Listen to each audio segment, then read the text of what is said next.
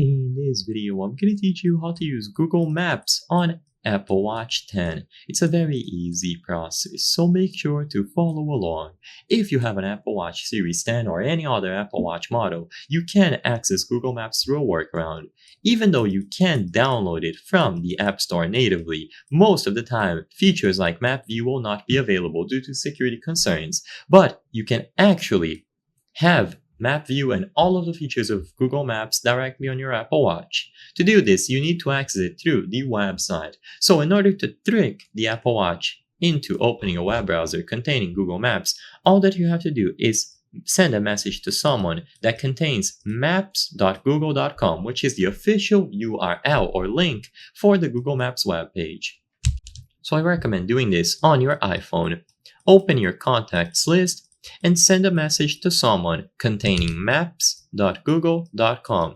Like I said, you will need to open a web browser on the Apple Watch that redirects you into Google Maps. So by sending a message that contains this link, when you open that message on your Apple Watch, it is going to be recognized as a URL.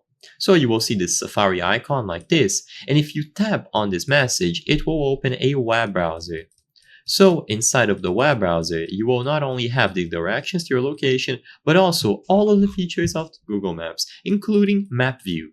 So you will have the GPS here. You are able to use touchscreen to look around. You can use the search function at the top to search for specific locations. You can use voice activation and all sorts of things. So all that you have to do is open Google Maps by tapping on a message that contains the Google Maps link, and this will open a web browser directly on the Apple Watch that redirects you into the Google Maps website. So I hope I was able to help you on using Google Maps. If this video helped you, consider subscribing. As you can see, 83% of the people watching our videos are not subscribed. If you subscribe, you can help us from the channel achieve higher quality videos. Thank you for watching, and I'll see you on the next one.